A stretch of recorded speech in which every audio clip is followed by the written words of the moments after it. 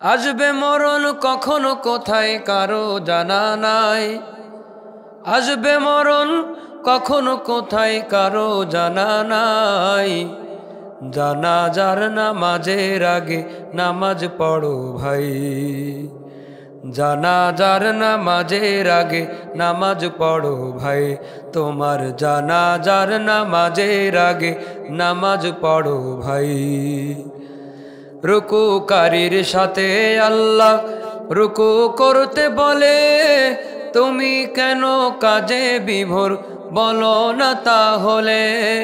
দিলটা ডোবাও তেলাওয়াতে নেকি আয়াতে আয়াতে। দিলটা ডোবাও তেলাওয়াতে নেকি আয়াতে আয়াতে। কথা বলো রবের সাথে নামাজে দাঁড়ায়। তোমার জানাজার নামাজের আগে নামাজ পড়ো ভাই। জানাজার নামাজের আগে নামাজ পড়ো ভাই। তোমার জানাজার নামাজের আগে নামাজ পড়ো ভাই। জিকির করি লা ইলাহা ইল্লাল্লাহ, জোরে জোরে লা ইলাহা ইল্লাল্লাহ।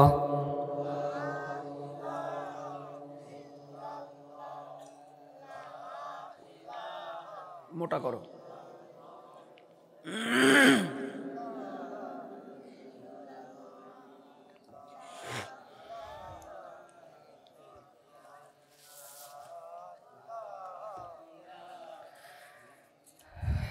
লা ইলাহা ইল্লাল্লাহ মুহাম্মাদুর রাসূলুল্লাহ সাল্লাল্লাহু আলাইহি ওয়াসাল্লাম। আলহামদুলিল্লাহ, খড়িকাডাঙ্গা গ্রামবাসীর উদ্যোগে তৃতীয় বার্ষিক তফসিরুল কোরআন মাহফিল। আজকের মুবারক মাহফিলের সম্মানিত সভাপতি জনাব মোহাম্মদ নজরুল মণ্ডল, প্রধান অতিথি আমাদের অত্যন্ত মহব্বতের বিশিষ্ট আলেমে দ্বীন হযরত মাওলানা মুফতি আহমদ আব্দুল জলিল দামাত বরকাতুহুম গুরুত্বপূর্ণ বয়ান পেশ করেছেন। এলাকার কৃতি সন্তান আমার স্নেহের হযরত মাওলানা মেহেদি হাসান ফারুকি দামাত বরকাতুহুম, আরও অন্যান্য অতিথিবৃন্দ, জাতির শ্রেষ্ঠ সন্তান হযরত ওলামায়ে কেরাম, তোলাবায়ে ইলম, বিভিন্ন গ্রাম পাড়া মহল্লার থেকে আগত হযরত আবু বকর সিদ্দিক রাদিয়াল্লাহু আনহুর উত্তরসূরি দিনদার পরহেজগার মুসলমান ভাই বাবাজিরা, কচিকাঁচা শিশুরা, তরুণ যুবক ভাইরা, পর্দার আড়ালে অবস্থানরতা হযরত খাদিজাতুল কুবরা রাদিয়াল্লাহু আনহার উত্তরসূরিনী, পরম শ্রদ্ধের মা এবং বোনেরা, মাইকের আওয়াজ যত দূরে যায়, যে যেখান থেকে শুনছেন, সবার কাছে জানতে চায়, শীতের ওয়েদারের মাঝে দুনিয়ার বিভিন্ন কার্যকলাপ থেকে বিরত থেকে এই ময়দানকে জান্নাতের বাগান বানায়া এই গভীর রজনী পর্যন্ত আমাদেরকে এখানে বসার তৌফিক দান করেছেন কে? সকলে মোহাব্বতে নামটা বলেন কে? শুকরিয়া আদায় করার দরকার আছে না নাই?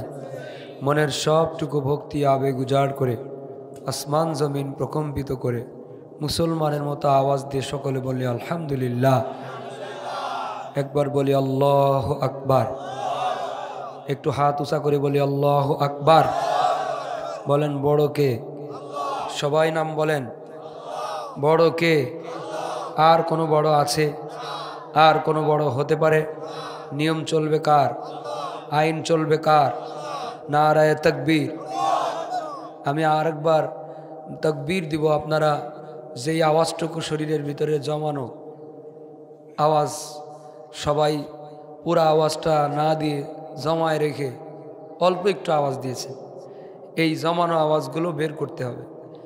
শরীরের ভিতরে যতটুকু আল্লাহর নামের জন্য আওয়াজ আছে, এতটুকু আওয়াজ দিয়ে তাকবীরের জবাব দিবেন। সাথে সাথে আল্লাহু আকবার বলার সাথে সাথে আল্লাহর নামের তাজিমে আমরা একটু দাঁড়ায় যাব, গরম জায়গা ছেড়ে, ইনশাল্লাহ। বলেন নারে তাকবীর, নারায়ে তাকবীর, কোরআন সুন্নাহর আলো, কোরআন আছে যেখানে, কোরআন নাই যেখানে, আলেম ওলামা যেখানে।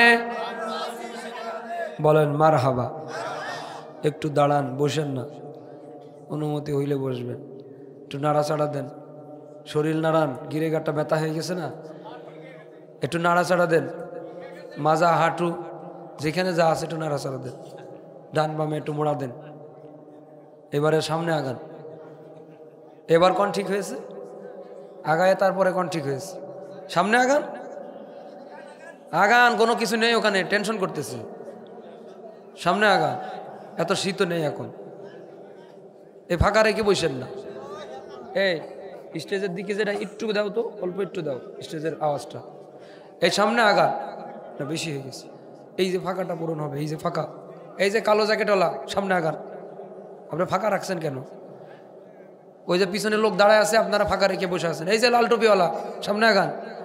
হ্যাঁ আপনারাই কইতেছি, সামনে আগান রে ভাই। এই যে পিছনে লোক দাঁড়ায় দেখেন, সামনে আগান। কেন, আপনার কি মাজায় ব্যথা নাকি? আপনি সামনে আসেন না, চলে আসেন, তাও উঠবেন।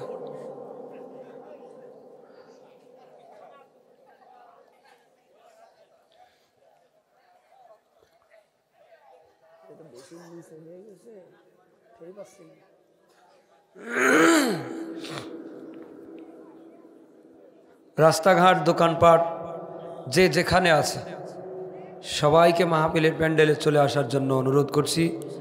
আর মহিনা প্যান্ডেল আর দেওয়ার জায়গা পান নাই যে আর স্টেজের পাশে দিয়েছেন। এখন এই যে গল্প থামাবে কিটা এখন?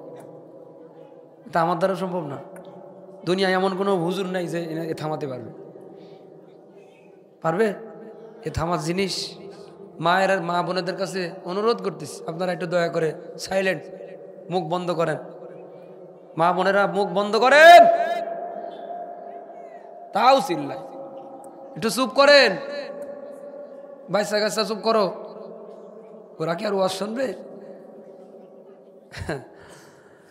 দাঁড়ানো আছেন, পেছনে জায়গা হয়েছে, একটু বসে যান। আসরে সময়ও তো একটু বেশি হয়ে গেছে, আপনারা কি বিরক্ত হয়েছে? আমি যেহেতু উঠছি, দাওয়াত দিয়েছে, একটু আসছি, কয়টা কথা বলবো। আপনারা যদি বিরক্ত না হন, আর যদি বলেন যে ওয়াজ যা শুনছি গুরুত্বপূর্ণ কথাই, এত সময় হয়েছে, আমি তো আরও আগে আসছি, ভেতরে ছিলাম। আব্দুল জলিল ভাই যে কথাগুলো বলেছে আমাদের আজকে আমলের জন্য যথেষ্ট হয়ে গেছে। এখন আপনারা যদি বলেন মোনাজাত করে দিই, আর যদি মনে করেন অল্প কিছু সময় হোক, তাহলে আধা ঘন্টা ওয়াজ করবো নাকি? ঘন্টাখানিক করবো? থাকবে তো না চলে যাবে? যদি থাকে তাহলে আসি আমিও ঘন্টাখানিক, আর যদি না থাকে যাওয়ার আগে আমারে বলে যেন, তাহলে আপনার আগে আমি যাবো যে হুজুর আমি যাইতেছি, কয়ে যেন একটু, না কয়ে যেন না, ইনশাল্লাহ বলেন। আমার গলার অবস্থা খুব করুন, আপনারা শুনেই বুঝতেছেন। এই জন্য যত আগে শেষ করতে পারবো আমার জন্য ভালো লাগবে। কিন্তু আপনারা যদি থাকেন, আমি যদি ওয়াজ শুরু করি, আর যদি বুঝি আপনারাও মনোযোগ দিয়ে শুনতেছেন, তাহলে গলা কোথায় আছে আর ওদিকে খেয়ালও যাবে না, আমারও যাবে না, আপনাদেরও যাবে না। কি ঠিক কি না? এই জন্য কিছু সময় ইখলাসের সাথে একনিষ্ঠ মনে আমলের নিয়তে আল্লাহ আমাকে কথা বলার, আমাদের সকলকে শোনার তৌফিক দান করেন। বলেন আমিন। আরো জোরে বলেন, বলেন আল্লাহু আকবার। আউযু বিল্লাহি মিনাশ শাইতানির রাজীম। বিসমিল্লাহির রহমানির রহিম।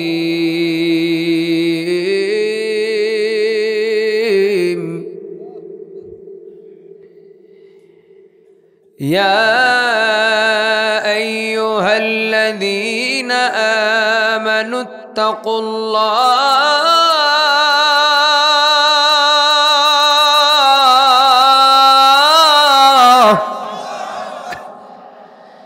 ইত্তাকুল্লাহা হাক্কা তুকাতিহি ওয়া লা তামুতুন্না ইল্লা ওয়া আনতুম মুসলিমুন।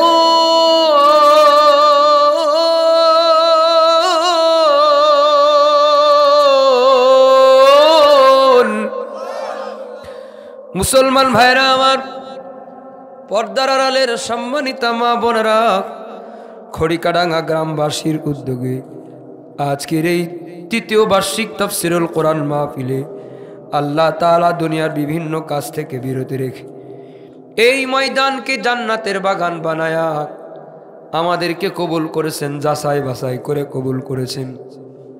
বাছাই করা কিছু মানুষকে আল্লাহ তাআলা মনোনয়ন দিয়ে কবুল করেছেন। কারণ আল্লাহর নবী বলেন, মাই ইউরিদিল্লাহু বিহি খায়রান ইউফাক্কিহু ফিদ্দীন। আল্লাহ যার ভালো চান তাকে আল্লাহ দ্বীনের বুঝ দান করেন। আল্লাহ যার পছন্দ করেছেন তাকে আল্লাহ দ্বীনের বুঝ দেওয়ার জন্যে এই ময়দানের মধ্যে ল্যাব কম্বল দোকানপাটে যাওয়ার নেশা কাটায়া আল্লাহ তাআলা কবুল করে এই ময়দানের মধ্যে গভীর রজনী পর্যন্ত বসায় দিয়েছেন। বোঝা গেল হাদিস শরীফের ভাষ্য অনুযায়ী আল্লাহ আমাদের মোহাব্বত করেছেন, তাই আমাদের কবুল করেছে।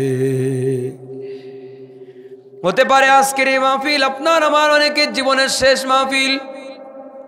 এই জীবনে আর কোনো দিন এমন কোনো মকবুল মজলিসে বসার কোনো সুযোগ আমাদের হবে এমন কোনো গ্যারান্টি কিন্তু আমাদের কারো কাছে জানা নাই। আগামী বছরেও এখানে একটা মাহফিল হতে পারে, কিন্তু ওই মাহফিলে আমি আর আপনি যারা এখানে বসে আছি চাইলেও আগামী বছরের মাহফিলে আমরা উপস্থিত হতে পারবো না। কারণ সেদিন আমাদের অনেকের ঠিকানা হয়ে যেতে পারে 3.5 হাত কবর, 3.5 হাত মাটির ঘর, কারো আপন কারো পর, কারো হবে ফুলেরই বাগান, কারো বা হবে জাহান্নাম। 3.5 হাত মাটির ঘর, কারো আপন কারো পর, কারো হবে ফুলেরই বাগান, কারো বা হবে জাহান্নাম। আমুলনামা সেদিন তোমার হবে ঘরের বাতি, আমুলনামা সেদিন তোমার হবে ঘরের বাতি। ওই কবরে যেতে হবে, থাকবে না কেউ সাথী। কাফন আমার আপন, কবর আমার ঘাটি। ওই কবরে যেতে হবে, থাকবে না কেউ সাথী। ওই কবরে যেতে হবে, থাকবে না কেউ সাথী। ঠিক কিনা? মুসলমান ভাইরা আমার, পবিত্র কোরআন শরীফের সূরা আলে ইমরান 102 নম্বর আয়াতে কারিমাত থেকে আপনাদের খেদমতে তেলাওয়াত করেছি। যে কথা আমার নিজের হেদায়েতের ওসিলা হয়, এলাকাবাসীর হেদায়েতের ওসিলা হয়, কবরবাসীদের নাজাতের জরিয়া হয়, এমন দামি কথা অদম বান্দার জবান দ্বারা আল্লাহ যেন বের করে দেন, বলেন আমিন। খড়িকাডাঙ্গা এলাকার মুসলমান, একটা সূরার নাম বলেছি, সূরার নাম হলো সূরা আলে ইমরান। আয়াতের সংখ্যা বলেছি, আয়াতের সংখ্যা হলো 102, 102 নম্বর আয়াত। যারা শুনলেন তারা এবার একটু বলেন তো আমি কোন সূরার নাম বলেছি, কত নম্বর আয়াতের নাম বলেছি। যেহেতু একটা তাফসীরুল কোরআন মাহফিলে আমরা এসেছি, এজন্য কোন আয়াতের আলোকে তাফসীর হবে ঠিকানাটা আগে আমাদের মুখস্থ করার দরকার। যেন এই আয়াতের উপরে আলো এলেম অর্জন করার জন্য আপনি একা একা নিজে নিজে স্টাডি করতে পারেন। এই জন্য ঠিকানা জানায় দিলাম। এই পিছনে কি সমস্যা? কথা কন কেন?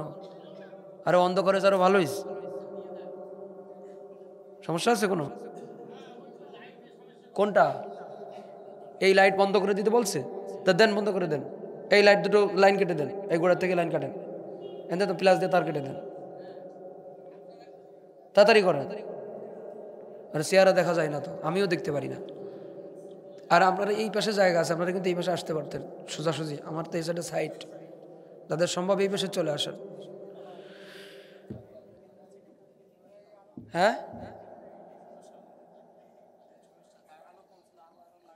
আর ওইটাই আমার চেহারা আসুক, সমস্যা ওইটাই আসবে। ওনারা দেখতে পারতেছে না তো, আমার মানুষজন দেখা আগে। ওই উপরের সার্চ লাইটে তোমার ফোকাস চলে আসবে, উপরে সার্চ লাইট আছে তো, সমস্যা নেই, সাবধানে।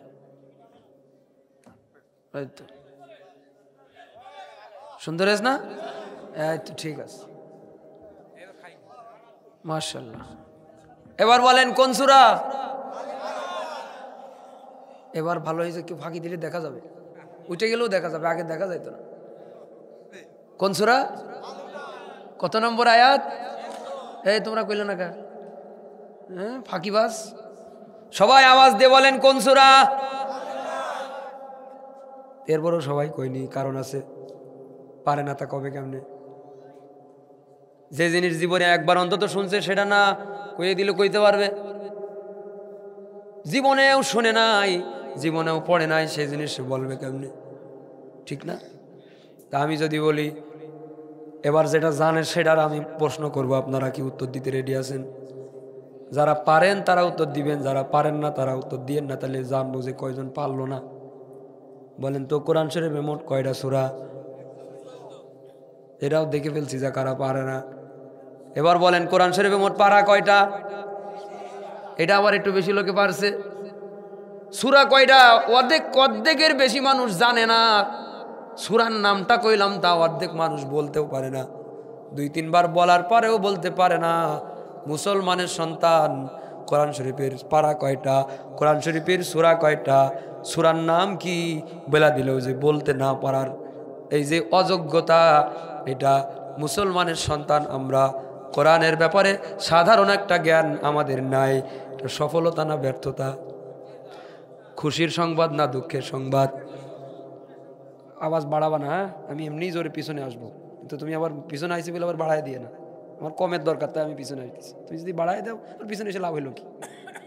বাড়াবা না, সুন্দর সাউন্ড আছে, মোটামুটির দরকার নেই। তাইলে আমরা মুসলমানের সন্তান, কোরআন শরীফের সূরা পারা সংখ্যা জানলাম না। এমনকি ঢাকা ভার্সিটির টিএসসি চত্বরে মুসলিম কন্টেন্ট ক্রিয়েটার, একটু টুপি টুপি আছে, এই জন্য ইসলামিক কন্টেন্ট বানাইতো। ঢাকা ভার্সিটির ছাত্রদের কাছে মাইক্রোফোন ধরেছে, একজনের কাছে ধরে বলে, বলো আমাদের নবীর নাম কি? কয় কাজী নজরুল ইসলাম। কি রকম অজ্ঞতা থাকলে একটা দেশের সর্বোচ্চ বিদ্যাপীঠের স্টুডেন্ট তারা নবীর নামটাও ঠিক মতো জানে না। বোঝা গেল A+ আর A+, কিন্তু যোগ্যতার নামে সব মগা চৌধুরী হইতেছে। রেজাল্ট হয় কিন্তু যোগ্যতা হয় না। বিরাট বড় বড় ডিগ্রি অর্জন করে কিন্তু অযোগ্যতা, যোগ্যতা হয় নাই।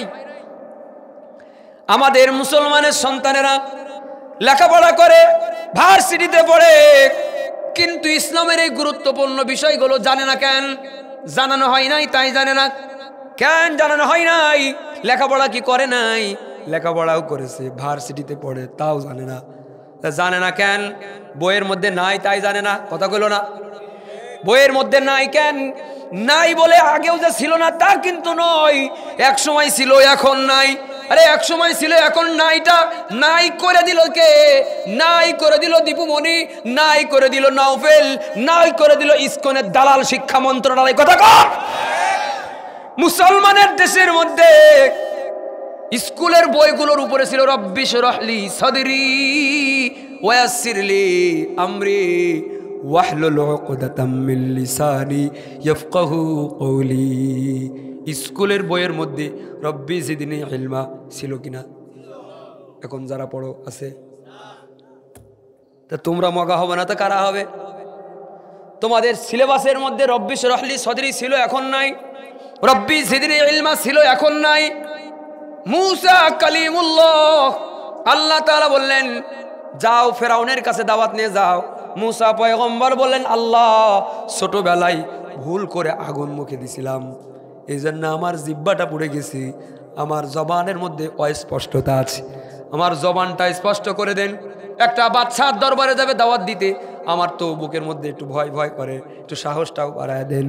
আল্লাহ বললেন এইভাবে কইলে হবে না, দোয়া করো, শিখাই দিতেছি, এই নিয়মে দোয়া করবা। আল্লাহ তাআলা ইব্রাহিম, আল্লাহ তাআলা মুসা কালিমুল্লাহরে জানায় দিলেন। মুসা নবী আল্লাহর শিখানো দোয়া পড়লেন। আপনারা আমার সাথে পড়েন, রব্বি শরহলি সাদরি ওয়াসসিরলি আমরি ওয়াহলুল উকদাতাম মিন লিসানি ইয়াফকাহু কওলি। আল্লাহ আমার বক্ষ প্রশস্ত করে দাও, আয় আল্লাহ আমার জবানের স্পষ্টতা দান করে দাও। আল্লাহ তাআলার কাছে মুসা পয়গম্বর দোয়া করলেন, দোয়া করিয়া এবার দাওয়াত দিতে গেলেন। আল্লাহ মুসা নবীরে পাশ করায় দিলেন, সফলতা দান করলেন। সুবহানাল্লাহ। ছাত্র ছাত্রী যারা আছেন, ওই প্যান্ডেলে ছাত্রী, এই প্যান্ডেলে ছাত্র, কারা কারা আছেন হাত চোখ করেন। না আপনারা কি ছাত্র নাকি মুরব্বীরা? লেখাপড়া স্কুল কলেজে মাদ্রাসায় পড়েন, ব্যাস। ছাত্র ছাত্রী যারা আছে, জীবনে কোনোদিন রোল নাম্বার খারাপ হবে না, পাস তো করবেই, গ্রেড ভালো ভালো গ্রেডের রেজাল্ট হবে। এমন একটা দোয়া শেখাবো আমি, গ্যারান্টি দিয়ে। কইব? হ্যাঁ, মুরব্বীরা কইছে বলেন, যে ছাত্রটা সে কয় না আমি কি, আমার ডিমান্ড নেই, আমি কব কেন? ডিমান্ড নেই আমি কেমন কইব? মুরব্বীদের আমি কি শেখাবো? আমি তো শেখাবো ছাত্রদের, ওরা চুপচাপ আছে। মুরব্বীরা কই বলেন, আপনারা পরে শিখে নিন। উপলামান কইল না, ওদের শেখাবো না। ছাত্ররা কি কও? কই তোমরা? আরে বসো, যুবক বক্তা দাওয়াত দিছে, যুবক সব বাইরে দাঁড়ায় আছে, সামনে আসো। যুবকরা বসো। এই তোমরা লেখাপড়া করো না তো, কথা কও না কে? কই কইছি ওরা আস্তে আস্তে করলে হয়, বিটা মানুষের মতো আওয়াজ দিবা। জীবনে কোনোদিন রেজাল্ট খারাপ হবে না। আরো একটা ফজিলত আছে, চাকরির ইন্টারভিউ দিতে যাবে, যাওয়ার আগে আমি গ্যারান্টি দিয়ে দেবো ওই ইন্টারভিউ তো টিকে যাবে। সুবহানাল্লাহ কইলো না? যে ওয়াজ পছন্দ হচ্ছে না নাকি?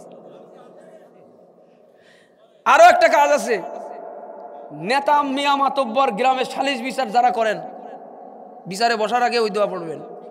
বক্তা যারা ওয়াজ করার আগে এই দোয়া পড়বেন। খতিব সাহেবরা খুতবা দেওয়ার আগে দোয়া পড়বেন। যে কোনো জায়গায় কথা বলার আগে এই দোয়া পড়বেন। সব জায়গায় আল্লাহ আপনাকে অনর্গাল কথা বলা, ভালো রেজাল্ট করার সফলতার সক্ষমতা দান করবে। সুবহানাল্লাহ আসতে কইলেন যে। 5 ওয়াক্ত নামাজ পড়বেন। 5 ওয়াক্ত নামাজে সালাম ফেরানোর পরে আমার সাথে পড়েন, রব্বি শরহ লি সাদরি ওয়া ইয়াসসির লি আমরি ওয়াহলুল উকদাতাম মিন লিসানি ইয়াফকাহু কওলি। আল্লাহ শিখানো দোয়া মিস হতে পারে। যে দোয়া আল্লাহ শিখাইছেন, মুসা পয়গম্বরের শিখাইছেন, উনারে দিয়ে পড়াইছেন, এটা আবার কোরআন শরীফের আয়াত বানাই দিয়েছে। সুবহানাল্লাহ। কেন আয়াত বানাইলো? যেন বাংলাদেশের মানুষ শিখে শিখে পড়তে পারে। এই জন্য আল্লাহ আয়াত বানাই দিয়েছে, যেন মানুষেরা আয়াত পড়ে পড়ে শিখতে পারে, আমল করতে পারে, সফলতা দান করতে পারে। তুমি সফলতার জন্য সুলাইমান শুকরের মোটিভেশনাল বক্তব্য শোনো, পই পই করে লিখে রাখবে। তুমি সফলতার জন্য উল্টাপাল্টা লোকের বক্তব্য শোনো, মোটিভেশনাল বক্তব্য শোনো। বলেন সফলতা দানকারীর মালিক কে? সফলতার মালিক যিনি, তিনি তোমারে সফলতার সিস্টেম শিখাই দিয়েছেন। কোরআনের দোয়া লেখাপড়া করে করে বাচ্চারা স্কুল কলেজ ভার্সিটির পোলাপানগুলো লেখাপড়ার শুরুতেই যেন রব্বি শরহ লি সাদরি জি পড়াশোনা শুরু না করতে পারে, সফল যেন না হতে পারে।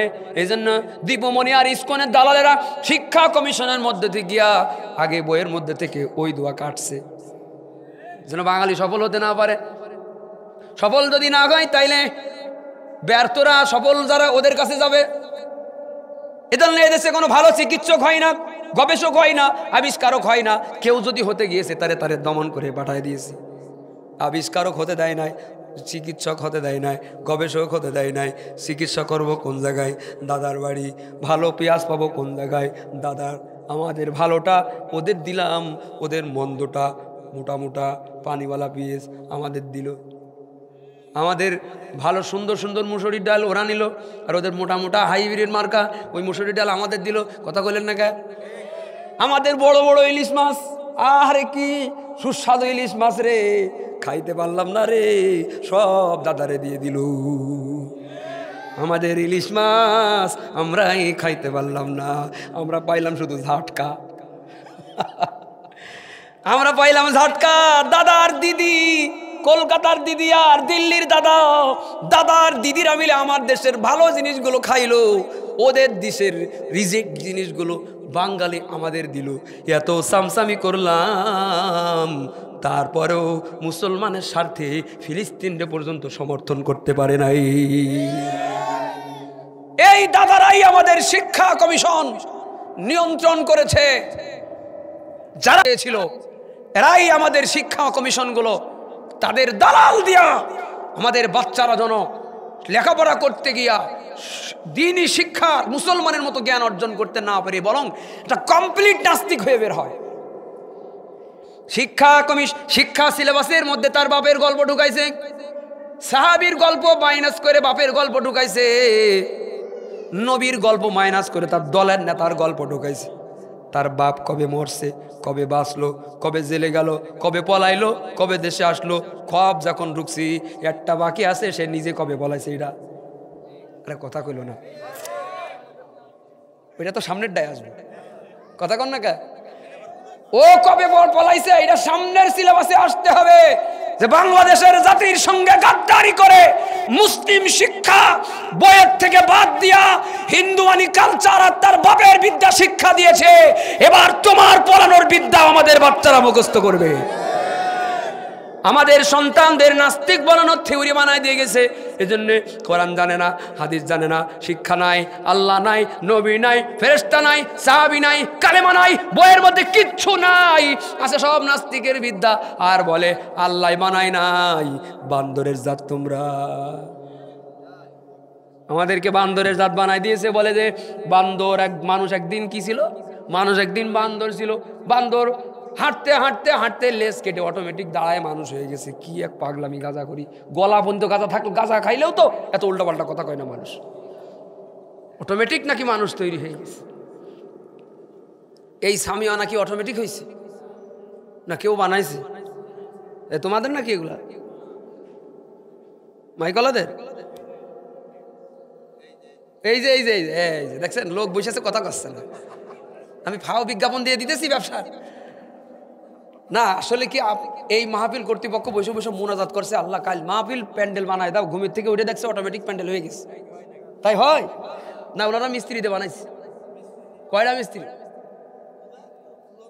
পুরন চুক্তি, যাই হোক, 4-5 জন মিলে তো করছে নাকি?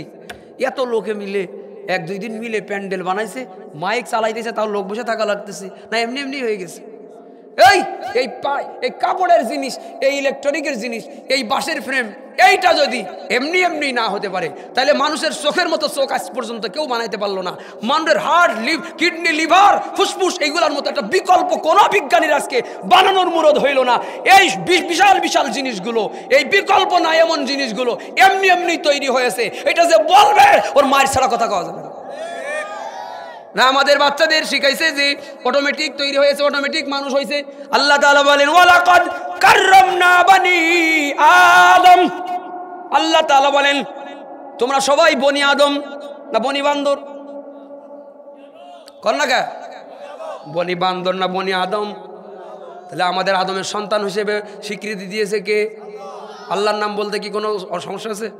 2 হাত উঁচু করেন, বলেন আল্লাহু আকবার, সুবহানাল্লাহ, আলহামদুলিল্লাহ, ওয়ালা ইলাহা ইল্লাল্লাহু, আল্লাহু আকবার।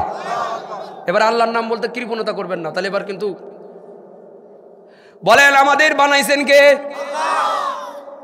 যারা আমাদের বাচ্চাদেরকে শিখাইছে বান্দর থেকে হইছে।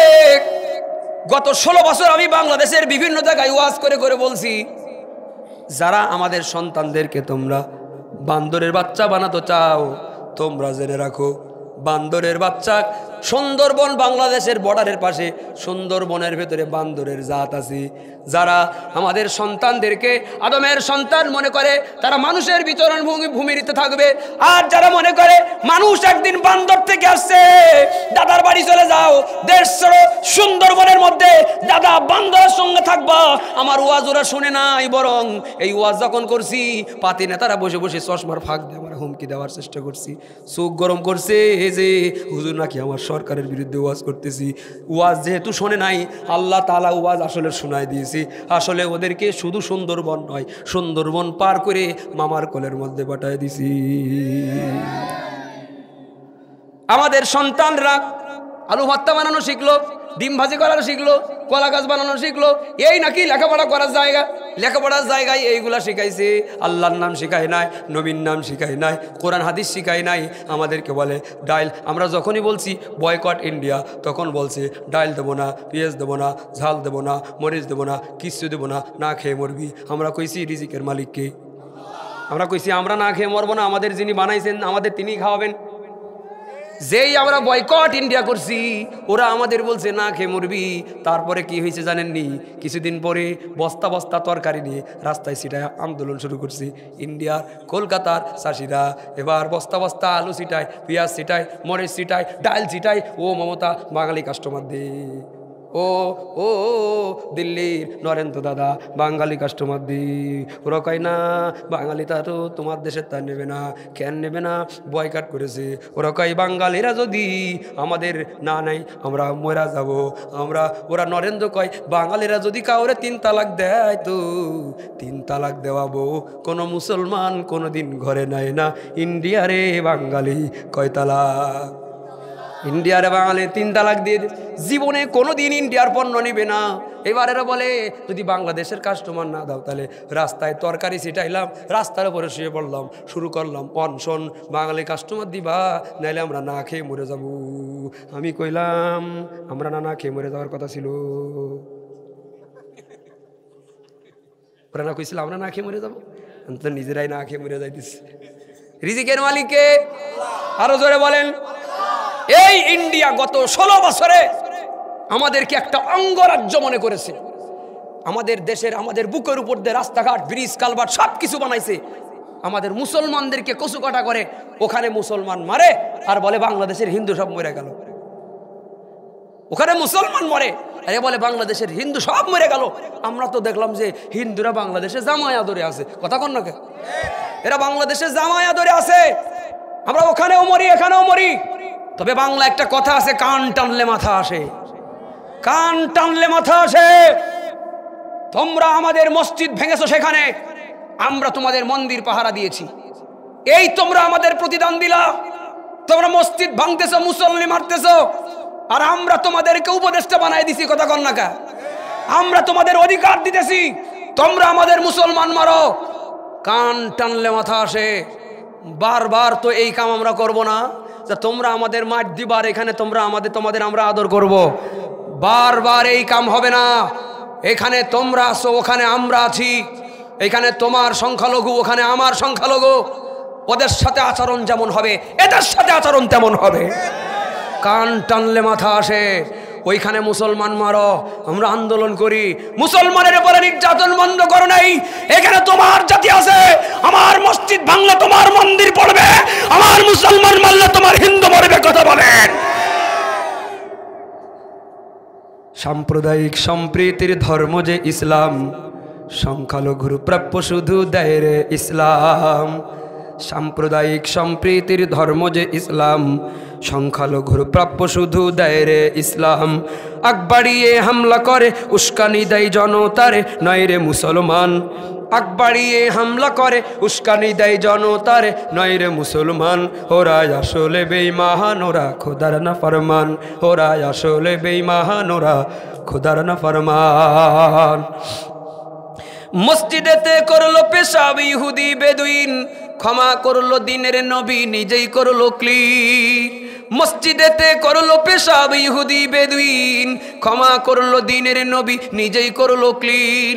এই আদর্শে পাগল হইল আনলো রে ইমান।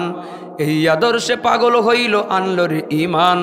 সংখ্যালঘুর প্রাপ্য শুধু দেয় রে ইসলাম। সংখ্যালঘুর প্রাপ্য শুধু দেয় রে ইসলাম। নবীর চলার পথের মাঝে বিছাইতো কাটা, অসুস্থ সেই বৃদ্ধা পেল নবীজির সেবা। নবীর চলার পথের মাঝে বিছাইতো কাটা, অসুস্থ সেই বৃদ্ধা পেল নবীজির সেবা। মানবতার সেবা করতে দেখতো না ইমান। মানবতার সেবা করতে দেখতো না ইমান। সংখ্যালঘুর প্রাপ্য শুধু দেয় রে ইসলাম। সংখ্যালঘুর প্রাপ্য শুধু দেয় রে ইসলাম। মুসলিম আমরা ভদ্র জাতি, দুর্বলতা না। ইমানে আঘাত করলে আমরা কাউকে ছাড়ি না।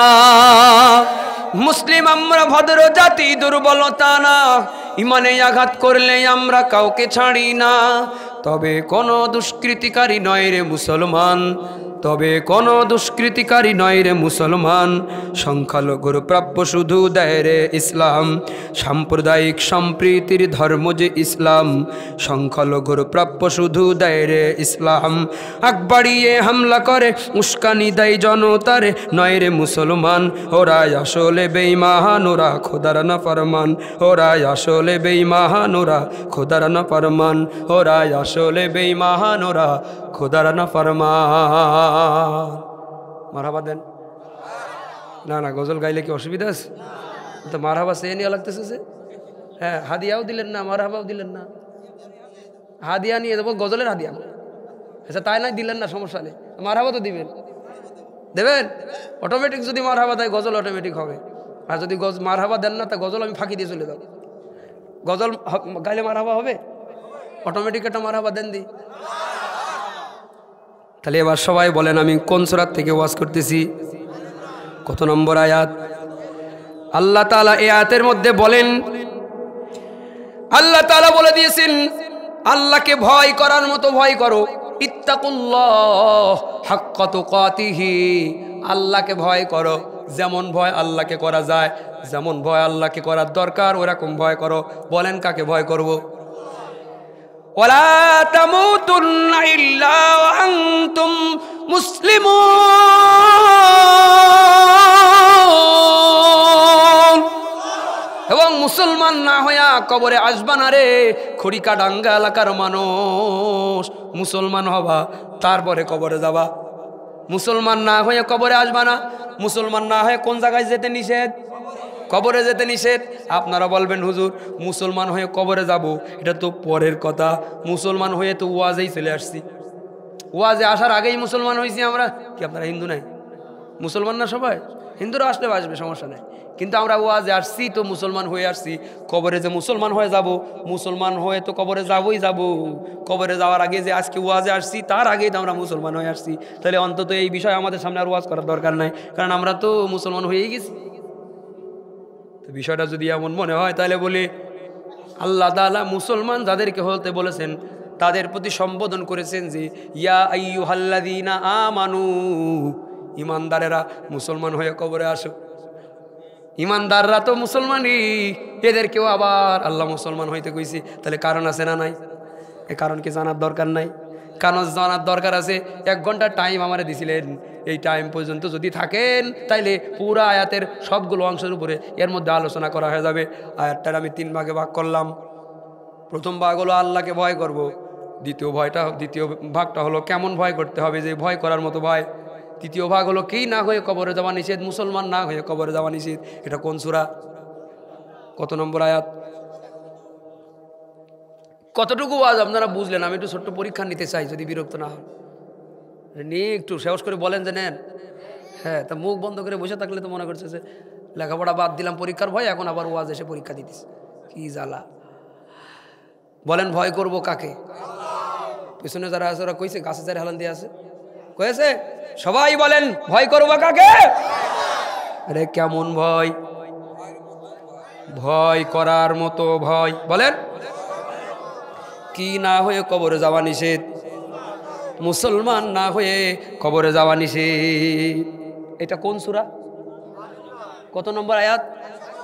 বাড়ি যে মনে থাকবে। প্রথম অংশটার উপরে কিছু কথা বলবো, এরপরে লাস্টের অংশে আরো কম সময়, গড়ে 1 ঘন্টা আর কি। এখন থেকে 1 ঘন্টা না, যখন শুরু হয়েছে তখন থেকে 1 ঘন্টা ইনশাআল্লাহ। এখন তো 1 ঘন্টা। কাকে ভয় করব? না মানুষ ভয় করব? মানুষে ভয় করার দরকার আছে, মাখলুক ভয় করার দরকার আছে। যিনি বানাইছেন তিনি হলেন খালেক, যাহা বানাইছে তারা হলো মাখলুক। আমরা মাখলুক ভয় করব না, খালেক ভয় করব। যিনি বানাইছেন তাকে ভয় করব, যাদের বানাইছেন তাদের ভয় করার দরকার আসেনি। লা তাআতান লিমাখলুক বিমাসিয়াতিল খালিক, খালেকের অবাধ্য হইয়া কোনো মাখলুকের আনুগত্যতা করবা না। এদেশের মানুষ খুশি করার জন্য আল্লাহরে বেজার করে, বউয়ের খুশি করার জন্য বাপ মারে ঘরের থেকে বের করে। কথা বলো না। বউয়ের মন জোগানোর জন্য বাপের বিল্ডিং সিঁড়ি আর একজনের কুড়ে ঘরের মধ্যে ভাড়া থাকবে, তাও বউয়ের মন জোগাইতে হবে, আছে না নাই? আবার কত শাশুড়িরাও ডাইনি মার্কা, একতরফা ওয়াজ করা হুজুর কিন্তু আমি না। শাশুড়িদেরও দোষ আছে না নাই? কত শাশুড়ি আছে তারা হলো দজ্জালের ভূমিকায় আসে, ডাইনি। কতক্ষণ শাশুড়ির কারণে ছেলে মেয়ের সংসারই নষ্ট হয়ে গেছে। আবার ছেলে মেয়ে মনে করেন না যে হুজুর তো ভালোই, আমাদের পক্ষে তোমাদেরও দোষ আছে। শাশুড়ির জায়গায় শাশুড়ি ইনসাফ করতে হবে, বৌমা ছেলের জায়গায় তারাও বাপ মার সঙ্গে ইনসাফ করে চলবে। কুল্লু রাজুলুন সুইলা মিম্মা ইয়াকুলু, প্রত্যেকেই তার নিজের দায়িত্বের ব্যাপারে আল্লাহর কাছে জিজ্ঞাসিত হবে।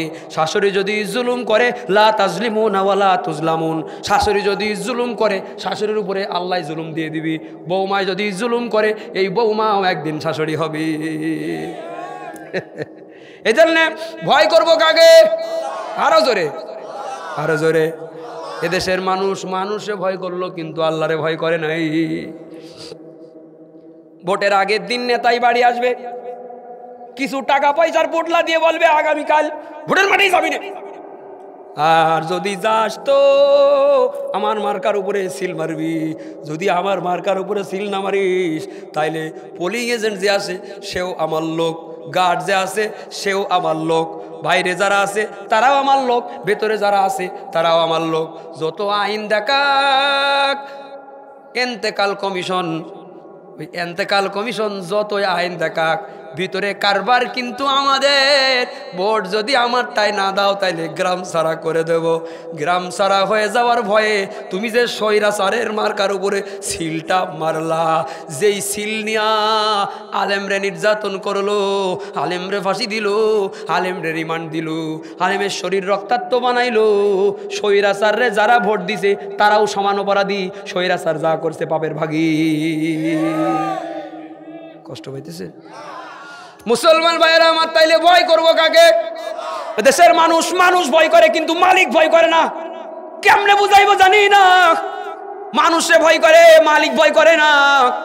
নেতা ভয় করে, নেতারে ভয় করে কিন্তু নেতারে যিনি বানাইছেন তারে ভয় করে না।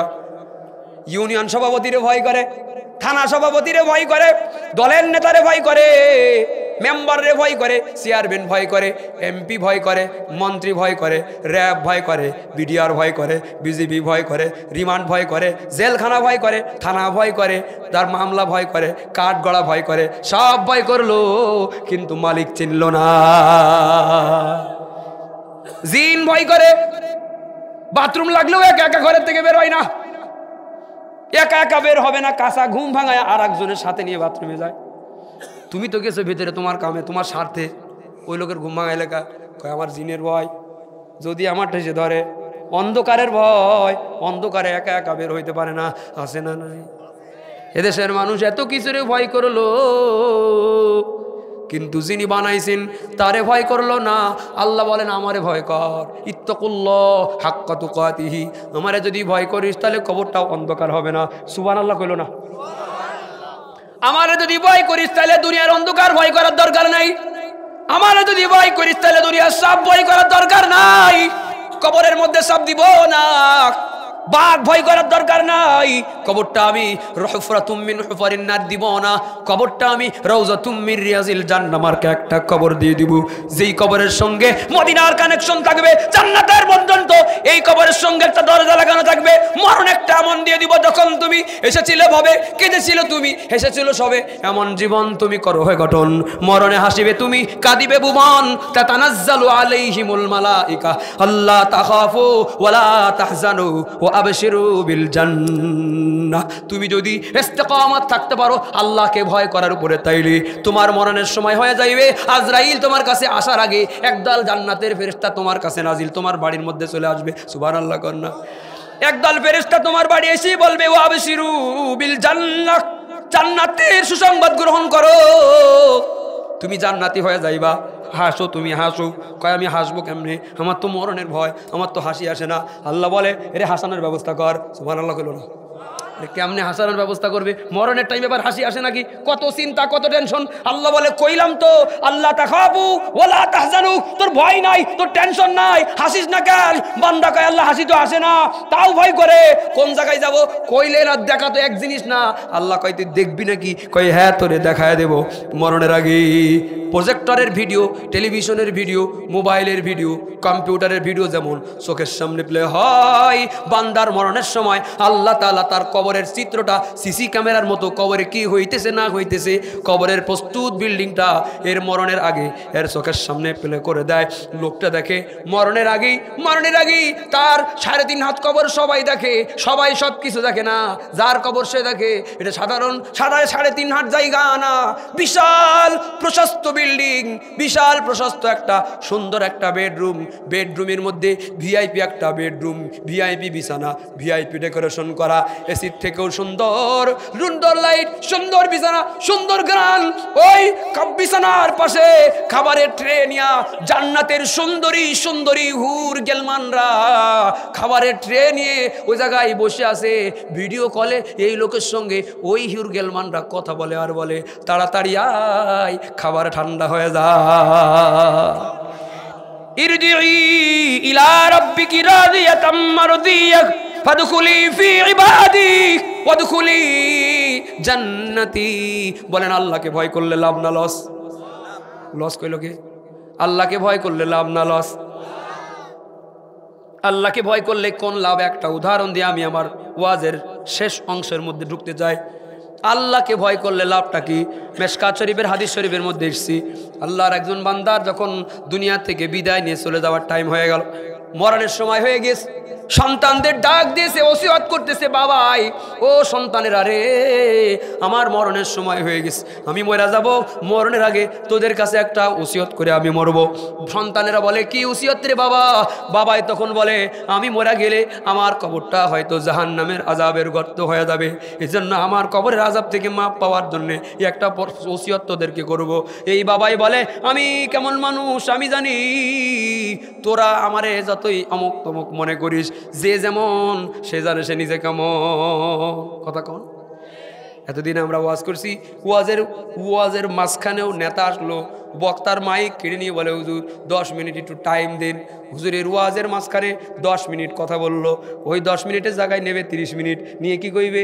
মাইক নিয়ে হুজুরের ওয়াজ বন্ধ করে জনগণকে উপদেশ দেবে, গাঁজা খাবেন না, বিড়ি খাবেন না, সিগারেট খাবেন না, মদ খাবেন না, বাপমার খেদমত করবেন, নামাজ পড়বেন, এই করবেন সেই করবেন, ওটা করবেন না সেটা করবেন না, নিজে একটাও মানে না। কথা কইতেছে বিড়ির গন্ধ আসে। পরশুদিন ওয়াজ করতেছি হাকিমপুর বাজার, চেনেন না?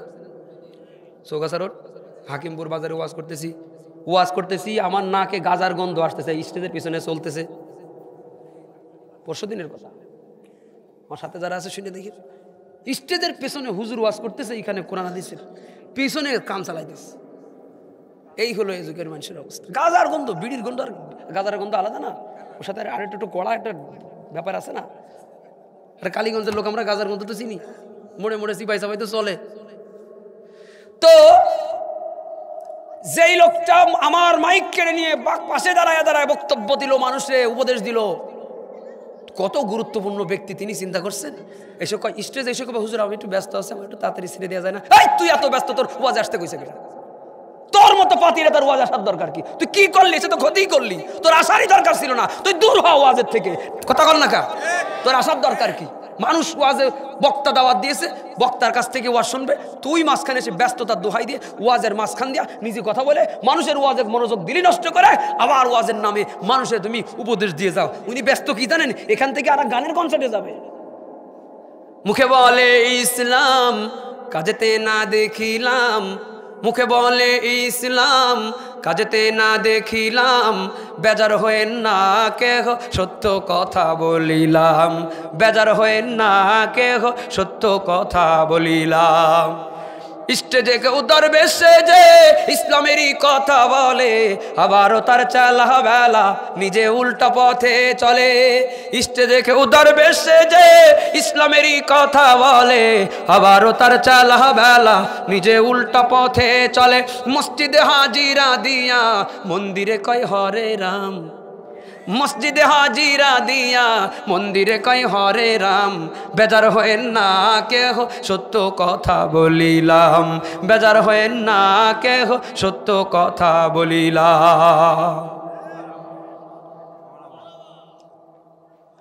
কোটসাদপুরের এক নেতা, কোটসাদপুরের এক নেতা টুপি মাথায় দেয়া মন্দিরের ভিতরে চলে গেছে, সেলাবেলা নিয়ে মন্দিরের ভিতরে চলে গেছে। পিছনে মন্দির দেখা যায়, সামনে হিন্দু বিটিরা বসে আছে সিঁদুর মেখে। এখন হিন্দু বিটিরা মন্দিরে যায় কি খুব খাস পর্দা হাত মোজা মোজা করে কন্যাকা, এই গ্রামের শ্বশুর মন্দিরে হিন্দু বিটিরা কি বোরকা পরে যায়? মন্দিরের ভিতরে বিটিরা বসে আছে অশ্লীল বেহায়াপনা ড্রেস প্যাট পিট সব বের করা। এই মহিলারা বসে আছে, হুজুর ওই জায়গায় দাঁড়াইয়া, পেছনে সব মূর্তি দেখা যায়, সামনে সব বাসা জ্যান্ত মূর্তি, পেছনে মরা মূর্তি, দুই মূর্তির মাঝখানে হুজুর বড় টুপি বড় আবায়া পড়ে বলে, আমি যদিও আমার নাম যদিও মুসলমান, আমার ভেতরে যদিও আছে ইসলাম, কিন্তু পাশাপাশি আমার ভেতরে আছে হিন্দু, আছে বৌদ্ধ, আছে খ্রিস্টান, আমি দেখতে যদিও মুসলমান কিন্তু আমি তোমাদের মতো একজন। নাউজুবিল্লাহ, বাড়ি যাই কই, যদিও দলের থেকে তারে সাময়িক একটা শাস্তি পানিশমেন্ট দিয়েছে, যেই হোক দলের বিরুদ্ধে কইলাম না, কিন্তু দল কানা হওয়া যাবে না, আমাদের দল কানা হওয়া যাবে না। দলের নেতা যদি ভালোটা করে ভালোটা বলবো, মন্দটা বলে তো দলের নেতাই, নেতার বিরুদ্ধে কর্মীকে আগে স্লোগান দিতে হবে, কথা কন্যাকা। আমার সঙ্গীত জগতের গুরু মরহুম আইনুদ্দিন আজাদ রহমতুল্লাহ আলাইহি একটা কথা উনি বারবার বলতেন, আপনাদের এই কুলা কালা এলাকায় এই এলাকায় কত উনি ওয়াজ করছেন। উনি বলতেন, আমি যেহেতু চরমনার সাহেবের দল করি তার মানে এই না যে আমি দল কানা, বলে আমি তার পক্ষে তত জোরে কথা বলি। উনি যদি আগামীকালকে কোরআন সুন্নাহ বিরোধী কোনো কথা বলে, তাহলে আগামীকালকে আজকে যেমন জোরে কথা বলতেছি এর থেকে জোরে তার বিরুদ্ধে কথা কইব। এটা হলো প্রত্যেক দলের নেতা কর্মীদের বক্তব্য হওয়া উচিত। আপনি যে দলই করেন না কেন, আমি নির্দিষ্ট কোনো দলের করতে আপনাদের কইলাম না, কিন্তু আপনি যে দলই করেন, আপনার দলের নেতা ভালো যতক্ষণ আপনি পক্ষে থাকবেন ততক্ষণ, দলের নেতা যখন মন্দ হয়ে যাবে দলের নেতার বিরুদ্ধে আপনাকে কথা কইতে হবে। কিন্তু এদেশের বহুত কর্মীরা আছে, নেতার খারাপকে খারাপ তো বলেই না, বরং কর্মীরা নেতারে নারী সাপ্লাই দেয়। মুসলমান ভাইরা আমার, এই লোকটার মরণের সময় সন্তানদের ডাক দিয়ে বলে, সন্তানেরা আরে ওসিয়ত করে মরতেছি, আমি মরে গেলি আমার লাশটা ঘরের থেকে বের করবা না, গোসল করাইবা না, কাফন পরাইবা না, জানাজা পড়াইবা না, কবরে দিবা না। বাবার কথা শুনে সন্তানেরা বলে, এটা কইলেন না কি আব্বাজান, গোসল দাফন কাফন কিচ্ছু করবো না, তার লাশটা করবো কি? বাবাই বলে, ও সন্তানেরা আরে আমার লাশ রাতের আধারে গোপনে বাড়ির থেকে বের করবা, রাতের আধারে আমার লাশ বাড়ির থেকে বের করিয়া বাড়ির থেকে বহু দূরে নদীর কিনারায় নিয়ে চলে যাইবা, বিশাল বড় আগুন বানাইবা, প্রজ্বলিত আগুনের মধ্যে আমার লাশটারে ছেড়ে দিবা, আমার লাশটা আগুনের মধ্যে পোড়াইয়া ছাই বানায় ফেলবা। এইবার আমার লাশের ছাই আর লাকড়ির ছাইগুলো সব এই পানির স্রোতের মধ্যে ভাসায় দিবা, পানির স্রোতের সঙ্গে আমার লাশটা ছাই আকারে পৃথিবীর এই প্রান্তে ওই প্রান্তে পানির সঙ্গে মিশে যাবে। সন্তানেরা বলে, আব্বাজান এমন ওসিয়ত তো কোনোদিন শুনি নাই, আপনার এই লাশটা কেন আমরা এই সিস্টেম করব? বাবায় তখন বলে, জীবনে যা কাম করছি মরে গেলে কবরটা হুফরাতুম মিন হুফারিন নার, জাহান্নামের আগুনের গর্তে পরিণত হয়ে যাবে, কোনো সন্দেহ নাই। আমি নিজে যেমন আমার কর্ম তেমন হবে, সেজন্য কবরের আযাব থেকে মাপ পাওয়ার জন্য এই সিস্টেম আমি করছি। আমার মনে হয় এই সিস্টেম যদি করো তাইলে আমার লাশটাও খুঁজে পাবে না, আমারে আর কবরের আযাব দিতেও পারবে না।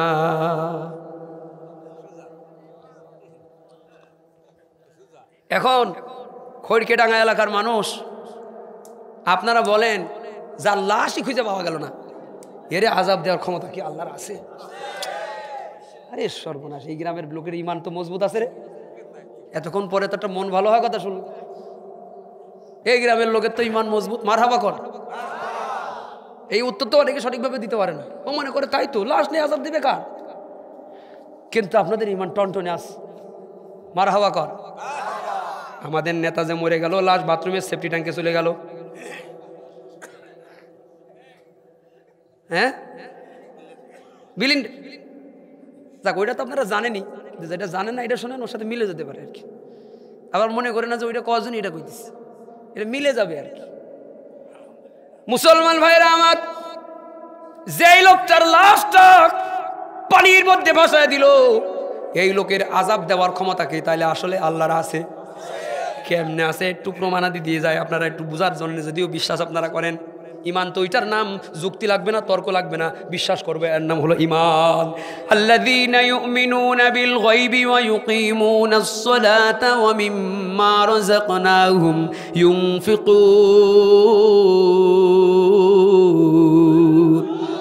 না দেখে যারা বিশ্বাস করবে, গায়েব অদৃশ্য বিশ্বাস করবে, এর নাম হলো ইমান। দেখে বিশ্বাস করবা, এর নাম ইমান হতে পারে না। করেছি তুমি যে কবরে আযাব দিতে পারো বিশ্বাস করছি, কিন্তু আল্লাহ আযাব থেকে মাপ পাওয়ার জন্য সিস্টেম যেটা করেছি ওইটা ভুল। আমার উদ্দেশ্যটা ভালো কিন্তু সিস্টেমটা ভুল। কবরের আযাব থেকে মাপ চেয়েছি, এটা আমার উদ্দেশ্য ভালো, কিন্তু আগুনে পড়ে ছাই বানাইতে কইলাম এটাই আমার ভুল, কিন্তু মাপ চাইছি এটা আমার সঠিক। আল্লাহ পদ্ধতি ভুল, উদ্দেশ্য আমার ভালো। উদ্দেশ্য ছিল তোমার আযাব থেকে মাপ চাওয়ার। আল্লাহ তোমারে ভয় করছি, মাফ করে দাও। আল্লাহ রহমান, আল্লাহ রহিম। ফেরেশতাদের ডাক দিয়ে বলেন, হে ফেরেশতারা, আমি বলছি ইত্তাকুল্লাহ হাক্কা তুকাতিহি, আমি আল্লাহরে ভয় করো, ভয় করার মতো ভয় করো। আমি আল্লাহকে যেমন ভয় করার দরকার আল্লাহকে ভয় করো। এই ডাক, এই লোকটার ইলম কালাম কিচ্ছু নাই, রূহ আর দেহ কি জিনিস সেই জ্ঞানটাও যার নাই, কিন্তু এই লোকটা কবরের আযাবকে ভয় করেছে, বিশ্বাস করেছে। তোরা ফেরেশতারা কইছিলি এরা খালি মারামারি করবে, তওবা করবে না, আযাব বিশ্বাস করবে না। এই ডাক এই লোকটারে নাস্তিক বানাইতে পারে নাই, ইলম নাই, তাও কবরের আযাব বিশ্বাস করেছে। যদিও পদ্ধতি ভুল, উদ্দেশ্যটা ভালো। আমি বলেছি ভয় করতে, এ ভয় করে দেখাইছে। সাক্ষী থাকলে ফেরেশতা, এটা ক্ষমার জায়গা না। তারপরেও ভয়টা যেহেতু দুনিয়াতেই করছিল, ওই ভয়ের কারণে ভুল পদ্ধতি মাফ করে দিলাম। এই লোকটার রূহটারে আমি জান্নাতে পাঠায় দিলাম। তুমি মিটাও সকল চাওয়া, দুদিন আগে পারে তোমার কাছে সকল চাওয়া, সবই তোমার তারে। তুমি মিটাও সকল চাওয়া, দুদিন আগে পারে তোমার কাছে সকল চাওয়া, সবই তোমার তরে। তোমার কাছে চাই যে পানা, তোমার কাছে চাই যে পানা, আমরা প্রতিদিন তোমার দয়ায় পূর্ণ আমার সারা নিশিদিন। তোমার দয়ায় পূর্ণ আমার সারা নিশিদিন। আল্লাহ তুমি দয়ার সাগর, আল্লাহ তুমি দয়ার সাগর, রহমানুর রহিম। তোমার দয়ায় পূর্ণ আমার সারা নিশিদিন। তোমার দয়ায় পূর্ণ আমার সারা নিশিদিন। মারহাবা কর। এবার বলেন তো, আল্লাহকে ভয় করে কি লস না লাভ? এলোকে লস হইল না লাভ হইল? আমরা যারা এই জায়গায় আসি চিন্তা ভাবনা করে এবার একটা উত্তর দেন। আমরা যারা আসি আল্লাহকে ভয় করব নাকি করব না? আমরা যদি ভয় করি তাহলে লাভ হবে না লস হবে? যারা আল্লাহকে ভয় করে তারা ফজরের নামাজ না পড়ে ঘুমায় থাকতে পারে। কথা কন। যারা আল্লাহকে ভয় করে তারা বাপ মার সঙ্গে বেয়াদবি করতে পারে। যারা আল্লাহকে ভয় করে তারা সুদ খাইতে পারে, ঘুষ খাইতে পারে। তাহলে আগামীকাল থেকে জীবনে কোনো দিনে এক ওয়াক্ত নামাজ কাজা করব না, কারণ আমরা আল্লাহকে ভয় করি। কারা কারা নিয়ত করতে পারেন ইনশাআল্লাহ? হাত দেখান। নারায়ে তাকবীর, নারায়ে তাকবীর। আল্লাহ আমাদের আমল করার তৌফিক দান করেন, বলেন আমিন। এই হলো আমার কোন সূরা জানি কত নম্বর আয়াত? এ মনে আছে যে, মনে আছে? এত পরে কইলে কত, তাল ঠিক রাখো। তাহলে এই যে এই আমি যে আয়াত পড়ছি, দুই অংশ শেষ, আর এক অংশ বাকি। শেষের অংশটা কি না হয়ে কবরে যাওয়া নিষেধ, মুসলমান না হয়ে কবরে যাওয়া নিষেধ। একটা প্রশ্ন ধরাই দিছিলাম, সেই প্রশ্নের উত্তর দিব আর কি।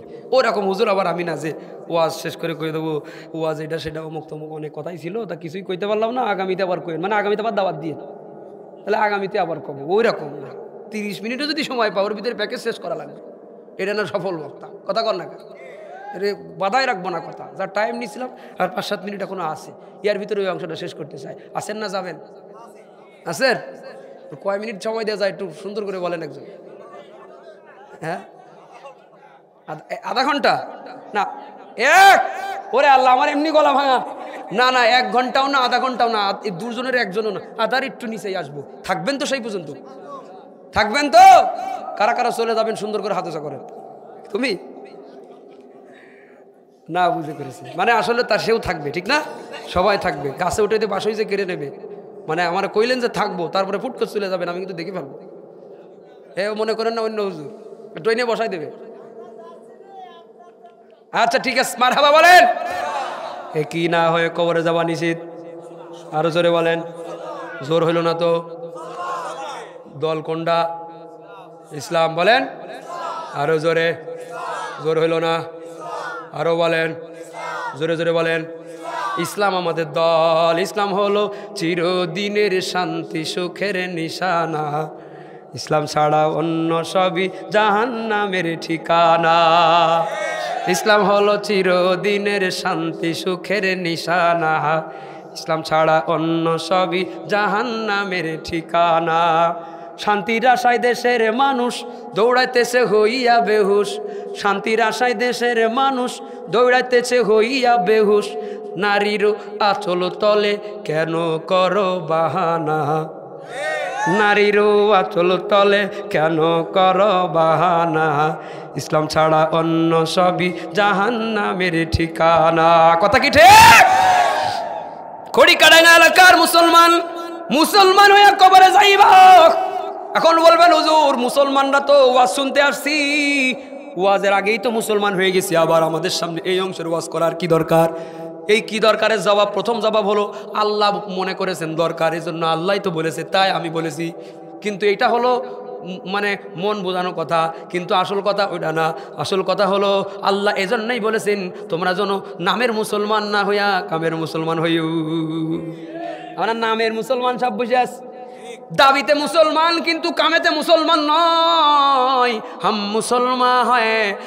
मुसलमान है मगर हम में मुसलमानी नहीं, हम में ईमान है मगर हम मोमिने का मिल नहीं, हम में ईमान है मगर हम मोमिने का मिल नहीं। দাবি করা মুসলমান, কামে কামের কোনো মুসলমান নয়। নামের শুরুতে মোহাম্মদ লাগানো আছে তাই মনে করি আমি বড় মুসলমান। 7 বছর বয়সে বাপ মা খাতনা করে দিছে তাই মনে করি আমি বড় মুসলমান। সপ্তাহে একদিন জুমার নামাজ পড়তে যায় তাই আমি মনে করেছি বড় মুসলমান। মসজিদ কমিটির সদস্য আছি তাই মনে করি বড় মুসলমান। কিন্তু আমার কাজ, আমার কর্মকাণ্ড মুসলমানের সঙ্গে কোনো সম্পর্ক রাখে না। কাম আমার কোনোটা ইহুদির মতো, কাম আমার কোনোটা খ্রিস্টানের মতো, কাম আমার কোনোটা হিন্দুর মতো, কাম আমার কোনোটা নাস্তিকের মতো। নাম আমার মুসলমান, কামে আমি বেঈমান। আমরা সব ফরমালিনযুক্ত মুসলমান, আমরা সব হাইব্রিড মুসলমান, আমরা সব নামের মুসলমান, ভেজাল মুসলমান। ইমান খাঁটি করো, আখলিস দীনাকা ইয়াকফিকাল আমালুল কলিল। ইমান খাঁটি করো, আমল অল্প করবা, নাজাত হয়ে যাবে। ইমান ভেজাল, তাহাজ্জুদ গুজারি হবা, তোমার মায়ের কমবে না। এই আয়াতের এই অংশটুকু বোঝার জন্য ছোট্ট একটা উদাহরণ দিব। আয়াতের এই অংশটা সুন্দর মতো বুঝে আসতে সহায়ক হবে, এবং যে উদাহরণটা দিব উদাহরণ দিয়ে আবার আরেকটা জিনিস শেখা হয়ে যাবে। তো মারহাবা করবেন না? একের মধ্যে দুই। এই তফসিরটা বুঝার জন্য যে উদাহরণটা দিব ওই উদাহরণ থেকেও একটা জিনিস শিকার আছে, আবার মাঝখান দিয়ে এই তফসিরটুকু বোঝা হয়ে যাবে। আপনারা বিরক্ত হবেন? আপনাদের অসুবিধা হইতেছে না তো? কারা কারা খুশি আছেন? দেই এই তো ঠিক আছে, শ্রোতা তাজা আছে, সমস্যা নেই। হ্যাঁ, সারা রাত কইলেই হবে, আমার কালকে সামলানো লাগবে না। মনে করেন আপনার এলাকায় এই মসজিদে আমি কোনো একদিন নামাজ পড়তে আসলাম, আমি কিন্তু উদাহরণ মানে যা আছে তাই, না হলে ঠান্ডা দাও, সমস্যা নেই। এই মসজিদে মনে করেন একদিন আমি নামাজ পড়তে আসলাম, আসার পরে আমি দেখতেছি একটা লোক বারান্দায় নামাজ পড়তেছে, কিন্তু নামাজ তার নামাজ না। ও যে নামাজ পড়তেছে সেই নামাজ কোনো নামাজই না। এরকম ভুলভাল নামাজ ফেরেশতারা কালো গন্ধওয়ালা কাপড় দিয়ে পেশাবর মুখে ছুঁড়ে মারে দিয়ে বলে তোর নামাজ তুই নেই, এটা আল্লাহ লাগবে না। কি অর্থাৎ যেমন ভাবে নামাজের রুকু সেজদাগুলো করা দরকার সেইভাবে হইতেছে না, রুকু যেভাবে করার দরকার হইতেছে না। নামাজের মধ্যে যখন যেখানে নজর করা দরকার তখন সেখানে তার নজর নাই। নামাজে কখন কোথায় নজর রাখার দরকার, যখন দাঁড়ায় থাকবেন তখন নজর থাকবে সেজদার জায়গায়। কোথায়? কেউ মুখ বন্ধ রাখবেন, আমি শিখাই দিছি। যখন দাঁড়ায় নামাজ পড়বেন দাঁড়ানো অবস্থায় নজর থাকবে কোন জায়গায়? 2 হাত বান্ধার নিয়ম শিখাই শুনেন।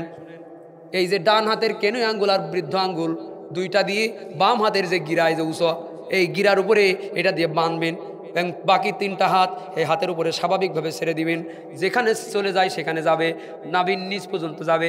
যারা একটু মোটাসোটা মানুষ আছেন কষ্ট করে হাতটা নাভির নিচ পর্যন্ত টান দেওয়া লাগবে, মিনিমাম নাভির নিচ পর্যন্ত হতে হবে। মহিলারা বুকের উপরে হাত বাঁধবে, পুরুষরা এই নিয়মে হাত বাঁধবে। এবার নজর থাকবে সেজদার জায়গায়, দাঁড়াবে, হাত বাঁধবে এই নির্দিষ্ট নিয়মে, হাত চলে যাবে নাভির নিচে। এবার যখন রুকুর টাইম হবে রুকুতে চলে যাবে সুবহান রাব্বিয়াল আযীম সহি শুদ্ধভাবে পড়বে। মাথা পিঠ ও কোমর থাকবে সমান, উটের মতো থাকলে হবে না, অথবা পিঠ সমান আছে মাথাটা উব্ধ থাকলে হবে না। মাথা পিঠ ও কোমর থাকবে সমান, নজর থাকবে 2 পায়ের বৃদ্ধ আঙ্গুলের মাথায়। বলেন রুকু অবস্থায় নজর থাকবে কোন জায়গায়? মাথা পিঠ ও কোমর কেমন থাকবে? সবাই বলেন। ফ্রিতে এত কিছু শিখাইতেছি, একটু আওয়াজটাও দেয় না। মাথা পিঠ ও কোমর কেমন থাকবে? সমান। যেন ওই জায়গায় একটা কাঁচের গিলাসও যদি আপনার পিঠের উপরে রাখে, কাঁচের গিলাস সমান জায়গায় থেকে কি পড়বে? কাঁচের গিলাস সমান জায়গা থেকে পড়বে না। কিন্তু যদি উটের মতো হয় তাহলে থাকবে। আপনার রুকুর সময় উটের মতো রুকু করলেন, এ নামাজ সুন্নাত তরিকার নামাজ না। রুকুর সময় নজরটা সামনের দিকে দিয়ে দিলেন, এটা সুন্নাত তরিকার নামাজ হয় নাই, ঠিক কিনা? আবার রুকুর থেকে উঠা হয়ে সোজা দাঁড়ানো লাগবে।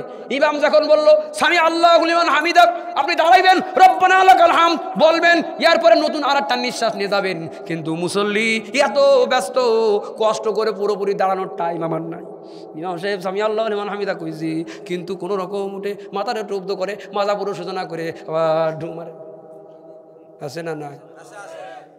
এই যে রুকুর থেকে সোজা হয়েছে দাঁড়ায়েন না, ওই মাজাই ব্যথাটা তো আল্লাহর কাছে চলবে না। আপনার নামাজ হয় নাই। নামাজের জায়গায় সব ব্যথা নাকি?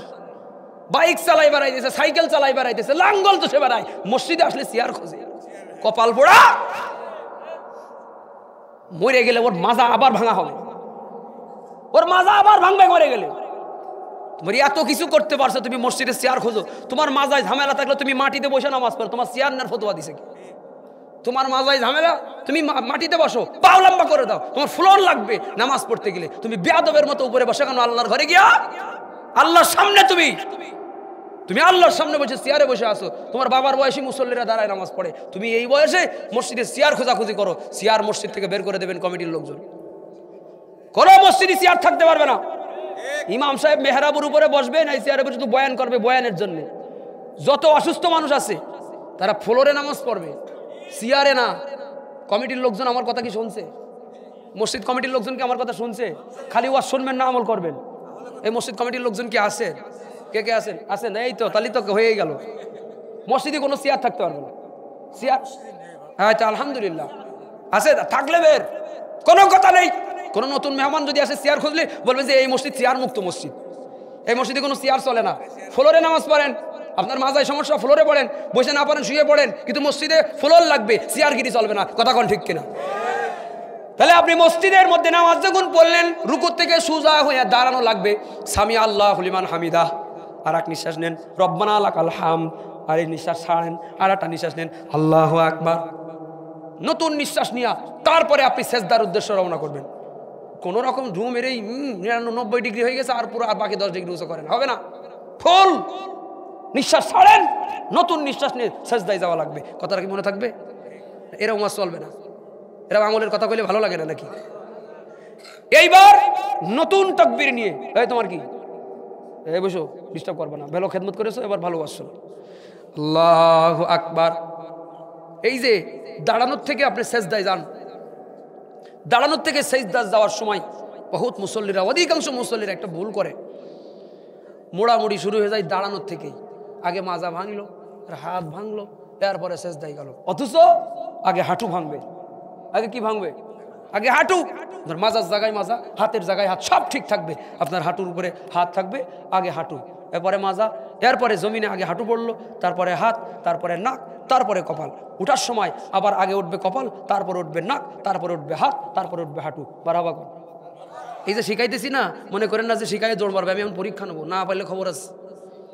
এখন এই শেষ করি না, পরীক্ষা আছে, ভালো করে মনোযোগ দিয়ে শুনতে হবে ইনশাল্লাহ। কর এই যে সেজদায় যাবে, মাথা ঝুঁকবে না, যাওয়ার আগে 2-3 বার মাথা ঝুঁকা হয়ে যায়। মাথা সোজা থাকবে, তারপরে হাঁটু ভাঙলো, সেজদায় চলে গেলেন, 10টা আঙ্গুল কেবলার দিকে থাকবে, হাতের তালু পর্যন্ত মাটির সঙ্গে লেগে থাকবে এবং বেশি ঠেসে ধরবেন না। স্বাভাবিক অবস্থার কথা এসছে হাদিসে, স্বাভাবিক 2 হাতের কেনুই আর একজনের দিকে এরকম সেজদার ডিস্টার্ব করবেন না। কিছু লোক আছেন এরকম সেজদা করে, নামাজ পড়ে ধরবেন, ওটা পড়েই ধরবেন, ওর শিকার দরকার আছে না, যে জানে তারে জানাও, নামাজ পড়ে ধরবেন। তুমি এটা কি সেজদা দিলা? 2 পাশের লোকের একেবারে টাইট বানাই দিলে, 2 পাশের লোক কেন থাকবে উঁচা, কিন্তু নিজের দিকে চাপানোর চেষ্টা করবেন, আর একজনের দিকে না। কেনই নিচে না উঁচা, সেজদায় কেনই নিচেই না উঁচা, উঁচা থাকবে, আর একজনের দিকে না নিজের দিকে।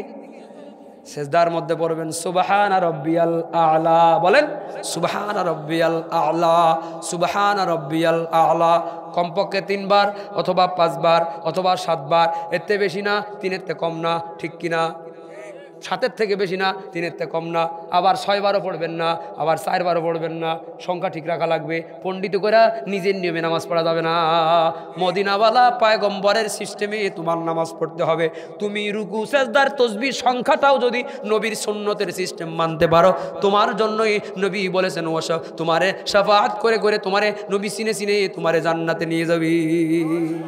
খড়িকাডাঙ্গা এলাকার মুসলমান, যেই লোকটা এত সুন্দর করে নামাজ পড়ার দরকার, আমি দেখতেছি ভুল নামাজ পড়তেছি। যেমন বসার টাইমে বসে আছি মাথা উঁচু করে, কিন্তু বসার টাইমে নজর হবে কোলের মধ্যে, সেজদার সময় নজর হবে নাকের ডগায়, বসার টাইমে নজর হবে কোলের মধ্যে, 2 কোলের মধ্যে, মানে একদম মাথার দিকে না, সামনের দিকে কোলে, সুন্দর করে মাথা বেশি নিচু হবে না, বেশি উঁচা হবে না, স্বাভাবিক অবস্থায় কোলের দিকে নজর থাকবে। 2 হাতের আঙ্গুলগুলো 10টা আঙ্গুল কেবলার দিকে থাকা লাগবে।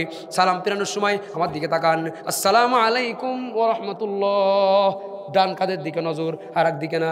আবার এখান থেকে সালাম শেষ, এখান থেকেই নতুন আর একটা নিঃশ্বাস নিয়ে আবার সুপ অবস্থায় সামনে আসবেন। এইখান থেকে আবার পরে সালাম শুরু, আসসালামু আলাইকুম ওয়া রাহমাতুল্লাহ, এরকম না। একদিকে সালাম ফিরালেন, এখান থেকে শেষ, সুপ অবস্থায় নিশ্চুপ, মুখ বন্ধ, সামনে আসছেন, আবার নতুন করে নিঃশ্বাস নিন, আসসালামু আলাইকুম, আসসালামু আলাইকুম ওয়া রাহমাতুল্লাহ। নজর কোথায়? কান্দে। এখান থেকে নামাজ শেষ হয়নি কিন্তু এখন। আবার সামনে আসেন, এরপর নামাজ শেষ হইল, বাম দিকে সালাম ফিরে দৌড়, মানে নামাজ শেষ। সামনে নজর আনবেন, এরপরে নামাজ শেষ হইল, মারহাবা কর। কে বলতে পারবেন? বলেন বলেন, কে বলতে পারবেন নামাজে কোন জায়গায় নজর কি রাখতে হবে? কে বলতে পারবেন? হাত উঁচা করেন, বলেন। দাঁড়ান দাঁড়ান, নাম কি আপনার? শাহিনুর, মাশাআল্লাহ। একটু দাঁড়ান না, সবাই দেখুক আপনারা, আপনি কত ভালো মানুষ। নামাজে দাঁড়ানোর অবস্থায় নজর কোথায়? মাশাআল্লাহ। এবার বলেন, রুকুতে নজর কোন জায়গায়? 2 পায়ের গোড়ালি। বসা অবস্থায় নজর কোন জায়গায়? কোলে। আচ্ছা, মাশাআল্লাহ। আর কি বাকি? সালাম ফেরানোর সময় নজর কোন জায়গায়? 2 কান্দে। মারহাবা দেন ওনার, তো পেরেছে, তো সাহসী মানুষ। বসেন, আল্লাহ এলেমে আমলে বরকত দান করে, আমিন বলেন। যাক, উদাহরণটা দেওয়ার মাধ্যমে একটা বিষয় আপনাদেরকে শিক্ষা দিলাম, কিন্তু সময় আবার একটু বেশি হয়ে গেল। ওটা কোনো সমস্যা আছে? এই যে আমি দেখলাম লোকটা যেমনে নামাজ পড়ার দরকার তেমনে নামাজ হইতেছে না, ডেকে যখন নতুন নিয়ম দিয়া আপনি বললাম যে আপনি আবার নামাজ পড়েন, এই লোকটা না একটু আগে নামাজ পড়ছিল, আমি নামাজ পড়তে কইলাম কে? এজন্যই বলেছি যেভাবে নামাজ পড়ার দরকার সেইভাবে নামাজ পড়েনি, এজন্য সংশোধনী এনে নতুন করে, আগেরটা খারাপ ছিল, নতুন এবারেরটা ভালো, ভুল নামাজ পড়েছিল, এবার সঠিক নামাজ পড়বে। ইমানদার ব্যক্তি আবার ইমান আনো, মুসলমান আবার মুসলমান হও, কারণ আপনি যেমন মুসলমানিত্ব নিয়ে আসেন, নামের মুসলমান, ভুল আপনি সঠিকভাবে শিখেন, এরপরে ভালো করে ইমানদার হন। কথা কন।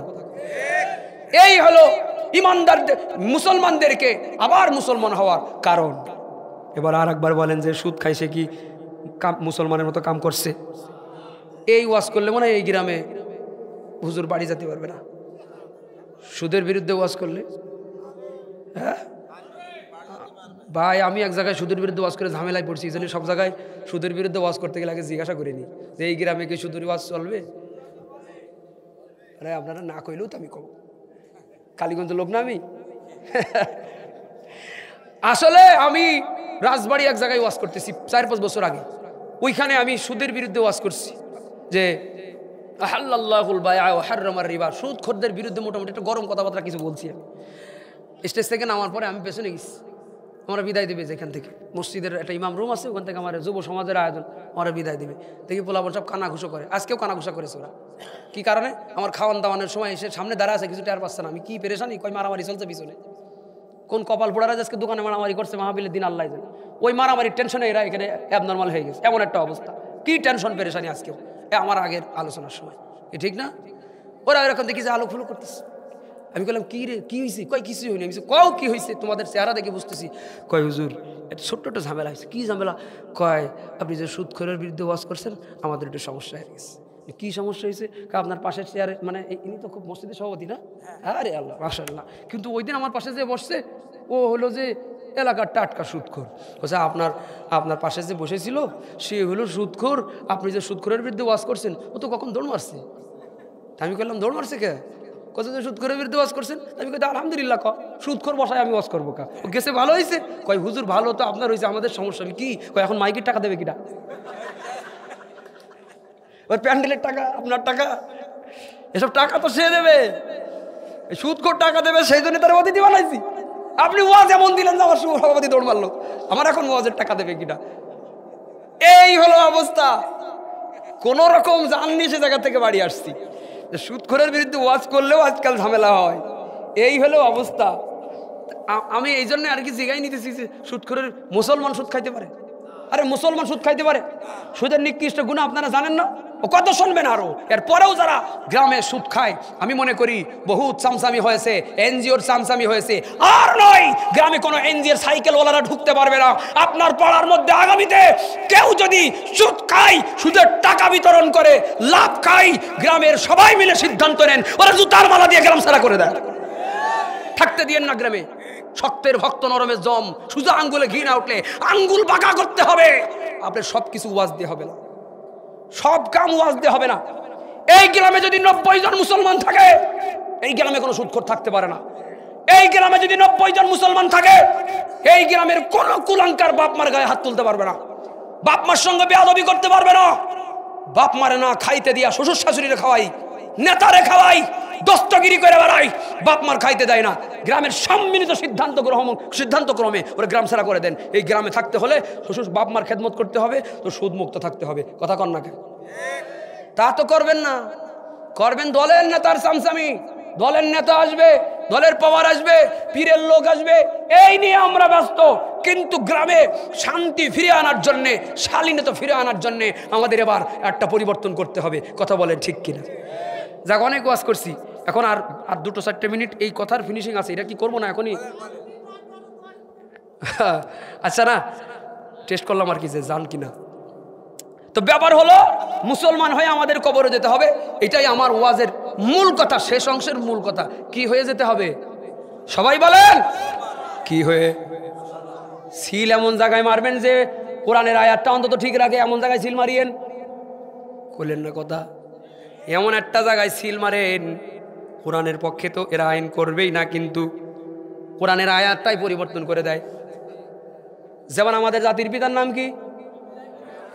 কেউ যদি এটা পরিবর্তন করে তার বাবার নাম লাগায়, তাহলে কোরআনের আয়াত পরিবর্তন করতে চাইল না। মিল্লাতা আবিকুম ইব্রাহিম হুয়া সাম্মাকুমুল মুসলিমিন।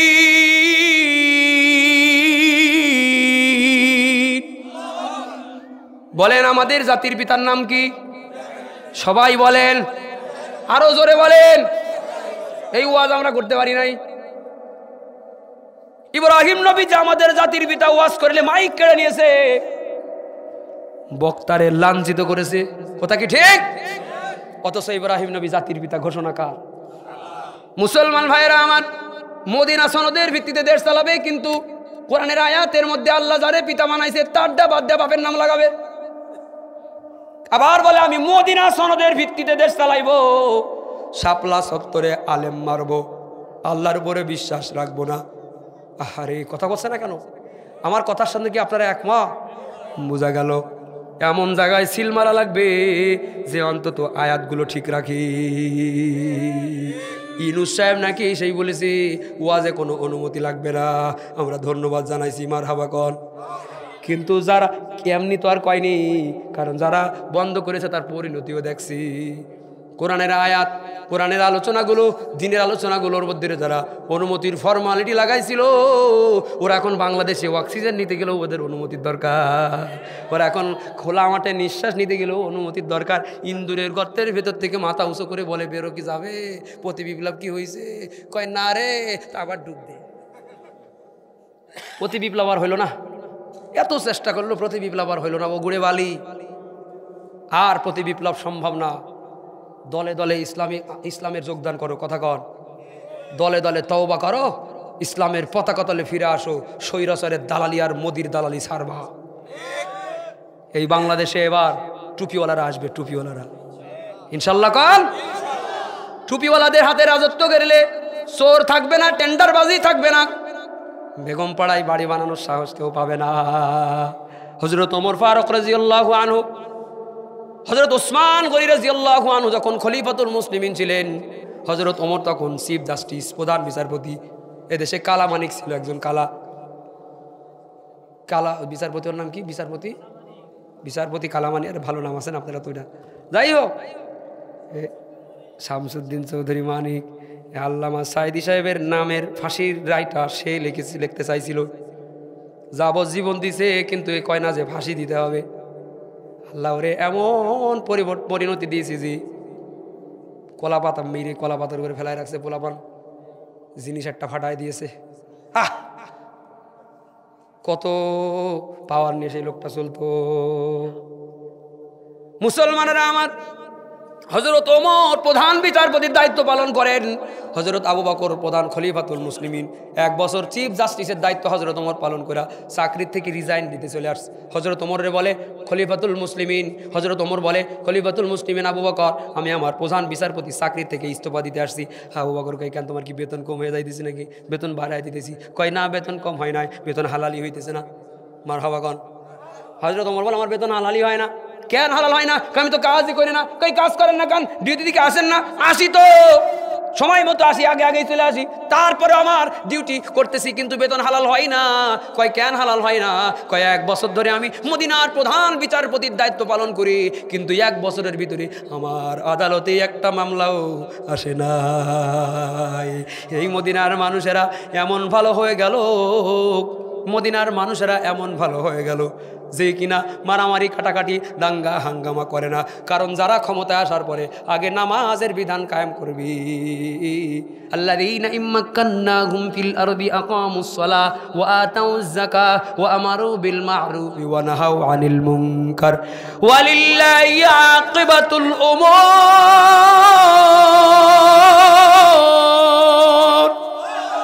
দিতে এই ধরাতে আবার ফিরাইয়ে দিতে এই ধরাতে আবার, লক্ষ জনতার এই তো আশা, হাজার বনের চোখে কাতর ভাষা। লক্ষ জনতার এই তো আশা, হাজার বনের চোখে কাতর ভাষা। পৃথিবীতে জালিমের গোষ্ঠী যত, ঘাড় ভেঙে ওদের কর চুরমার, ঘাড় ভেঙে ওদের কর চুরমার। ইসলামী হুকুমত সাধনায় আমার, শাহাদাতে জীবনের কামনায় আমার। কথা কি ঠিক? এদেশের টাকা পয়সাগুলো চুরি করে করে বাড়ির আন্ডারগ্রাউন্ডের নিচেই ভরে রাখছে। বিদেশে 360টা বাড়ি বানায়ছে ভূমি প্রতিমন্ত্রী। 360টা বাড়ি একজনের লাগে? এর শরীরের 360টা হাড় যদি কেটে পিস পিস করে প্রত্যেক বাড়িকে কবর বানানো হয়, এর পরেও তো 360টা বাড়ির তার দরকার নাই। তোর বাপের টাকা, জনগণের রাস্তা নষ্ট, জনগণের ব্রিজ নষ্ট, এক্সপ্রেস ওয়েগুলো ভেঙে ভেঙে পড়ে যায়, আর জনগণের টাকা নিয়ে তোমরা বিশ্ববাজারে মন্দার স্লোগান দিয়া, মিথ্যা তথ্য দিয়া এদেশের তেল গ্যাসের দাম বাড়ায়া টাকাগুলো সব তোমরা পাস করেছো, পাচার করেছো। ইসলাম যদি ক্ষমতায় থাকতো আজকে, তাইলে আসাদুজ্জামান কামান খাল কামাল আর এরকম ভূমি প্রতিমন্ত্রী প্রত্যেকের হাত কাটা নিয়ে মিডিয়ার সামনে আসা লাগতো। কারণ এদেশে জুতো চোরের বিচার হয়, কিন্তু রাষ্ট্রীয় সম্পদ আত্মসাৎকারীদের বিচার হয় না। এই জন্যই জনগণ যখন একবার সুযোগ পায়, এই টেন্ডার বা সাদাবাজিরে ইসলামী হুকুমত কায়েম তো করতে পারি নাই, কিন্তু জনগণ যখন সুযোগ পেয়ে যায় তখন মেরে পায়রা সত্তরে টাঙায় রাখে। কম জ্বালাই না, কম জ্বালাই না। আগামীর বাংলাদেশ ইসলামের বাংলাদেশ, আগামীর বাংলাদেশ কোরআনওয়ালাদের বাংলাদেশ, টুপিওয়ালাদের বাংলাদেশ। বহুত কিছু আমরা দেখেছি। ওই ভারত এদেশের টুপিওয়ালাদেরকে জোরে কথা বলতে দেয় নাই, এদেশের টুপিওয়ালাদেরকে এক জায়গায় হইতে দেয় নাই, ওয়াজ মাহফিল বন্ধ করার চেষ্টা করেছে, মাদ্রাসা মসজিদ ধ্বংস করার চেষ্টা করেছে, আলেমদের শরীরে জেলখানায় নিয়ে স্লো পয়জন ঢুকাই দেওয়া হয়েছে, কাউকে যাবজ্জীবন, কাউকে ফাঁসি দিয়েছে। কিন্তু আল্লাহু মুতিম্মু নূরিহি ওয়ালাউ কারিহাল মুশরিকুন ওয়ালাউ কারিহাল কাফিরুন বন্ধ করতে পারে নাই। স্বৈরাচার চলে যাওয়ার সঙ্গে আবার সেই দাবানলগুলো নতুন করে জ্বলে উঠেছে। বোঝা গেল আগামীর বাংলাদেশ কোরআন সুন্নাহর বাংলাদেশ। নরেন্দ্র মোদী শুধু জ্বলবে আর জ্বলবে, বাংলাদেশের ইউনিয়ন থেকে রাজপ্রাসাদ পর্যন্ত আলেমরা প্রতিনিধিত্ব করবে। সময় মতো আমাদেরকে হুঁশিয়ারি হতে হবে। ওয়াজ সব কিছু দিয়ে হয় না, ওয়াজেরটা ওয়াজ দিয়ে হবে, সিলেটটা সিল দিয়ে হবে। আল্লাহ তাআলা সঠিক সময়ে মুসলমানের মতো সিল মারার তৌফিক দান করেন।